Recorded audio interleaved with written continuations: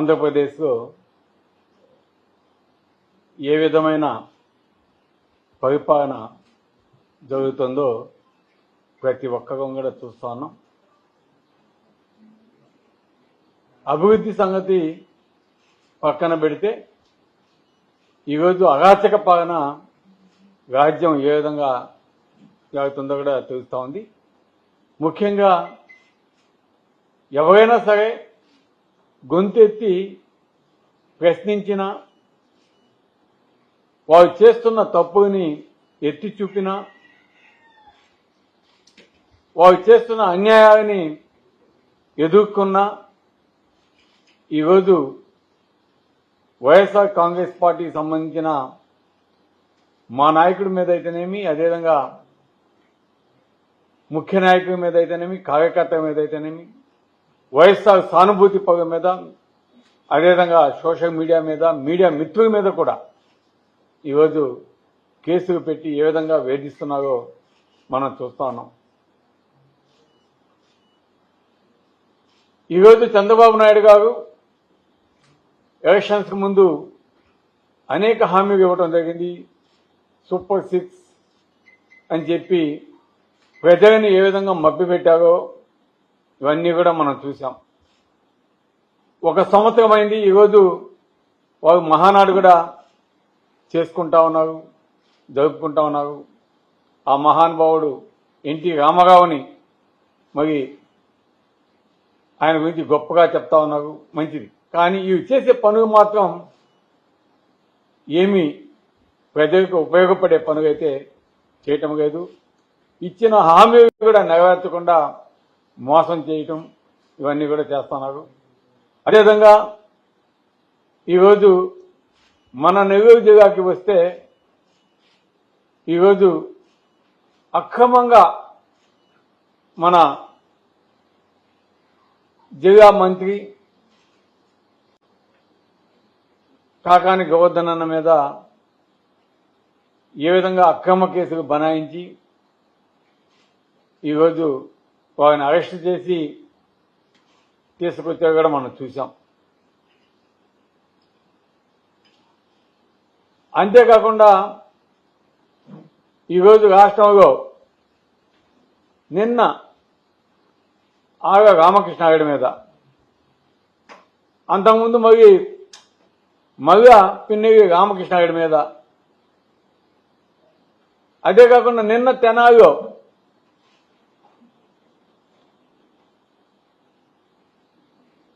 బలహీన వర్గాలకు సంబంధించిన వారిని పోలీసులు ఏ విధంగా నడి రోడ్లో వారిని లాఠీలతో కొడుతున్నారో కూడా మనం చూస్తాను. ప్రతి నియోజకవర్గంలో కూడా ఏ విధంగా తెలుగుదేశం నాయకులు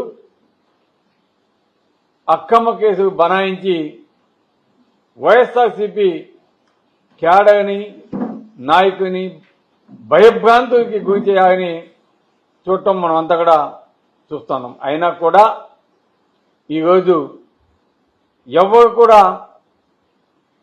కేసులు పెట్టినా పెట్టుకోండి, భయపడేది లేదని మా నాయకులు, కార్యకర్తలు ఈరోజు జగనన్నకి అండగా ఉన్నారంటే నిజంగా సంతోషం వేస్తా ఉంది.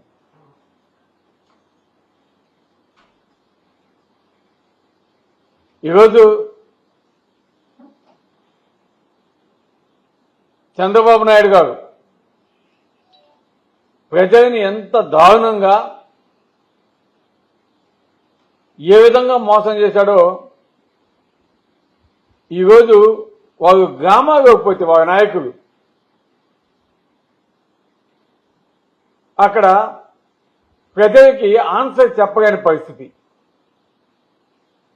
కొన్ని గ్రామాలకు పోలేని పరిస్థితి. ఈరోజు వాళ్ళు పనులేమీ చేయకుండా కూడా చిన్న చిన్న పనులు చేసి పబ్లిసిటీ మాత్రం చంద్రబాబు నాయుడు గాగే ఏ విధంగా ఇచ్చుకుంటాడో అదేవిధంగా ఈరోజు కాన్స్టిట్యున్సీలో ఒక ఎమ్మెల్యేస్ కూడా అదేవిధంగా పబ్లిసిటీ ఇచ్చుకోవడం తప్ప పనులైతే చేసిన పాపాన పోలేదు. వారికంతా కూడా ఒక అమరావతి మీదే వాళ్ళ దృష్టి అంతా ఉంది. ఈరోజు చంద్రబాబు నాయుడు గారికి కావచ్చు, మంత్రులకు కావచ్చు, తెలుగుదేశం నాయకులు కావచ్చు, అందరిది కూడా ఒకే బాట, అమరావతి బాట.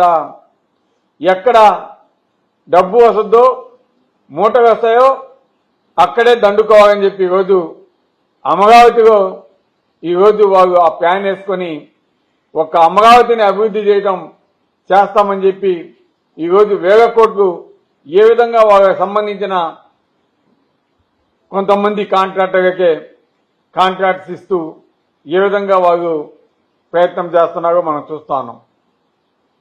ఈరోజు ఒక అమరావతి కానీ ఇన్ని వేల కోట్లు ఖర్చు పెట్టి అభివృద్ధి చేస్తే అక్కడ బాగుపడేది పేదవాళ్ళు కాదు, ఓన్లీ పెత్తందారు లేదా తెలుగుదేశంకు సంబంధించిన 5-6 మంది కాంట్రాక్టర్స్ అనేది ఈరోజు ప్రజలందరికీ కూడా అర్థమవుతా ఉంది.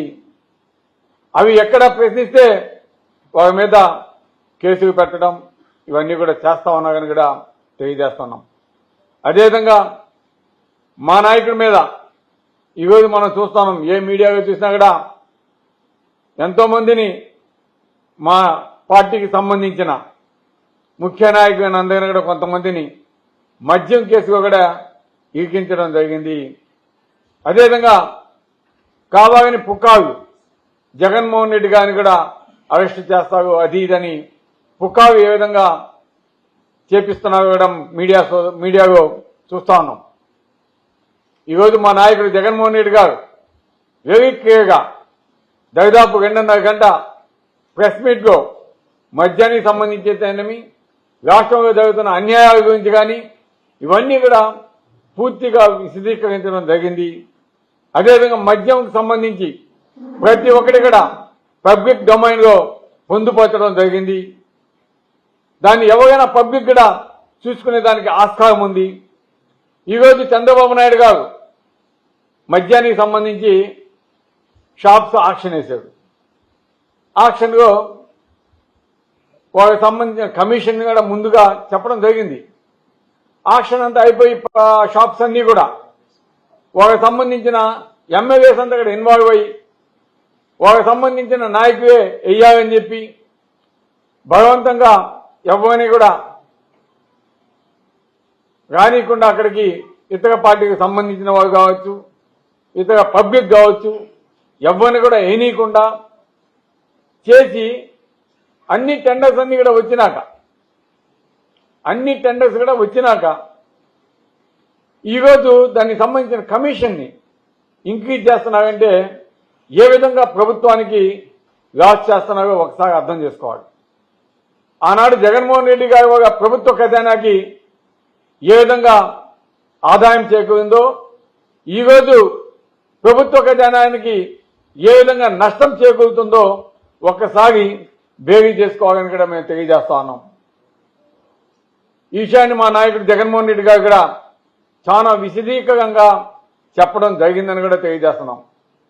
అదేవిధంగా ఈరోజు కొంతమంది మాట్లాడుతున్నారు, రేషన్కి సంబంధించి మనం ప్రతి ఒక్క ఇంటికి పోయి డెలివరీ ఇచ్చే బండిని సైతం ఈరోజు క్యాన్సిల్ చేశాడు.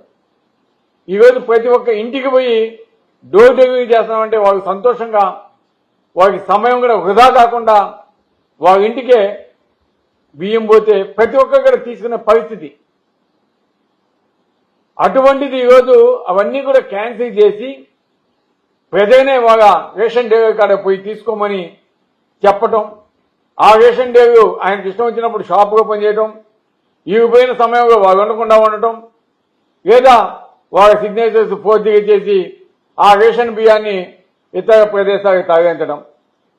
ఏది మంచిదనేది ప్రజలు కూడా ఆలోచించాల్సిన అవసరం ఉందని కూడా తెలియజేస్తున్నాం. ఈరోజు అందుకే చెప్తున్నాం, ఈరోజు తెలుగుదేశం నాయకులు గ్రామాలకు పోవాలంటే ఎక్కడ ప్రజలు ప్రశ్నిస్తారా, అమ్మ ఒడి ఏది, చేయుత ఏది, ఆసరా ఏది, విద్యాదీవెన ఏది, ఫీజు రియంబర్స్మెంట్ ఏది, రేషన్ బియ్యం మా ఇంటికి కాకుండా ఇబ్బంది పెడుతున్నారు, ఇవన్నీ కూడా ఎక్కడ అడుగుతారా అని ఈరోజు భయపడే పరిస్థితి ఈరోజు గ్రామాల్లో కనిపిస్తా ఉందని కూడా తెలియజేస్తున్నాం. ఈరోజు ఇవన్నీ కూడా పక్కన పెట్టేసి తెలుగుదేశం నాయకులు సంపగాలు చేసుకుంటా ఉన్నారు మహానాడు. ఆ సమావేశాల్లో సిగ్గు కూడా లేకుండా మేము ప్రతి ఒక్కటి చేస్తున్నాము, బ్రహ్మాండంగా చేస్తున్నాము, పేద ప్రజలకు మంచి చేస్తున్నాము అని ఈరోజు చెప్పే పరిస్థితి. కానీ వాస్తవాలు ఈరోజు మీడియా సోదరులంతా కూడా గ్రామాలకు పోతే అక్కడ వాస్తవాలు వెలుగు చూస్తాయని కూడా తెలియజేస్తున్నాం. అదేవిధంగా పోతే తెలుగుదేశం ప్రభుత్వం అధికారంలోకి వచ్చి ఈరోజు ప్రజలు తీర్పిచ్చి కరెక్ట్గా రేపు 4వ తేదీకి 1 సంవత్సరం అవుతా ఉంది. ఈరోజు ఎక్కడ కూడా వారు మంచి చేసిన పాపాన పోలేదు. ప్రతి నియోజకవర్గంలో కూడా అక్రమంగా ఏ విధంగా వారు దోచుకుంటున్నారో ప్రతి నియోజకవర్గంలో కూడా అర్థమవుతా ఉంది. వాటన్నింటినీ కూడా డైవర్షన్ చేసేదానికి ఈరోజు ఆ ప్రతి ఒక్క నియోజకవర్గంలో కూడా ఈరోజు కేసులు పెట్టడము, అరాచకాలు సృష్టించడము, మా నాయకుడిని మా కార్యకర్తని కొట్టడము ఈ విధంగా చేస్తున్నారో ప్రతి ఒక్కరికి కూడా ఈరోజు తెలుసని కూడా తెలియజేస్తున్నాం. ఈరోజు నిజంగా కాకాన గోవర్ధన్ అన్న మీద ఈరోజు అక్రమ కేసులు పెట్టడం చాలా అన్యాయం. ఇటువంటి వాటిని వైఎస్ఆర్ కాంగ్రెస్ పార్టీ తరఫున మేమంతా కూడా ఖండిస్తున్నాం. మీకు ఒకటే చెప్తున్నాం, మీకు ఈరోజు పెద్దగా అవకాశం ఇచ్చారు పాలనకి. మీరు పరిపాలన బాగా చేయండి, మంచి పనులు చేయండి, రాష్ట్రాన్ని అభివృద్ధి చేయండి. ఈ విధంగా అరాచకాలు సృష్టిస్తే ముందు రోజుగా కూడా ఏ కంపెనీకి కూడా మన రాష్ట్రానికి వచ్చేదానికి అవకాశం ఉండదు. అభివృద్ధి మీద దృష్టి పెడితే రాష్ట్రం అభివృద్ధి చెందద్దే తప్ప, కాంపిటీషన్ ఉండాలే తప్ప ఈ విధంగా అక్రమంగా కేసులు పెడుతూ అరాచకాలు సృష్టిస్తే మన రాష్ట్రం అధోగతి పాలవుద్ది. ఇప్పటికన్నా చంద్రబాబు నాయుడు గారు కావచ్చు, లోకేష్ గారు కావచ్చు, పవన్ కళ్యాణ్ గారు కావచ్చు, అందరూ ఆలోచించి రాష్ట్ర అభివృద్ధికి కృషి చేయాలి తప్ప ఈ విధంగా అరాచకాలు అక్రమ కేసులు బనాయిస్తే వైఎస్ఆర్ కాంగ్రెస్ పార్టీ నాయకులు ఎవరు కూడా భయపడే పరిస్థితి లేదు.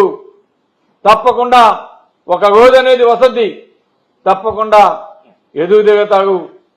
మీకు తగిన శాస్తి ప్రజలు కూడా చేస్తారు. కాబట్టి మీరు ఇటువంటి ఒదిగి మంచి మార్గంలో నడవాలని వైఎస్ఆర్ కాంగ్రెస్ పార్టీ తరఫున మేమంతా కూడా తెలియజేస్తున్నాం. మీ అక్రమ కేసులకైతే భయపడే ప్రశ్నే లేదు. ఎదురెద్ది నిలబడతాం. తప్పకుండా రాబోయే ముందు రోజుల్లో జగన్మోహన్ రెడ్డి గారికి మళ్ళా ప్రజలు పట్టం కడతారు. తప్పకుండా రాష్ట్ర అభివృద్ధికి జగన్మోహన్ రెడ్డి గారు ఏ విధంగా కృషి చేశాడో మీ అందరికీ తెలుసు. అదేవిధంగా కృషి చేస్తాం. అదేవిధంగా మీరు చేసిన ఈ తప్పుకు మళ్ళా మీకు అప్పచెప్పే రోజు వసద్దని కూడా తెలియజేస్తూ ఈరోజు కాకాన గోవర్ధన్ కలిసినప్పుడు వారికి ధైర్యం చెప్పడం జరిగింది. అన్నగడు తాను ధైర్యంగా ఉన్నాడు. తప్పకుండా ఆయన నిర్దోషిగా బయటకు వస్తాడు. తప్పకుండా న్యాయం ధర్మం ఎప్పుడు కూడా గెలుస్తాయని చెప్పి తెలియజేస్తూ ఈరోజు ఈ ప్రెస్ మీట్కి ఇచ్చేసిన మా నాయకుడికి, మీడియా సోదరికి అందరికీ కూడా ప్రత్యేక ధన్యవాదాలు తెలుస్తాను. Thank you much. ఒకడంట సముద్రాలని దూకి ఈదుకుంటూ వచ్చి ముగిగుంటూ పడి చచ్చినట్టు ఏదైనా అక్రమాలు చేసి ఏదైనా తెలుగుదేశం నాయకులు కాక మేము తినేసి ఉంటే అట్టటోడి మీద కేసు పెడితే బాగుండేది. పైగా శివాపాకాన్ని బాగా కొడితే దాని మీద టీనాడు సెవెన్ కొట్టారంటే ఇవి అక్రమ కేసుగా, అది కూడా నా మీద కాదు నాయన, మీ వివేక జైల్లో పెట్టించాడు మా అమ్మగే.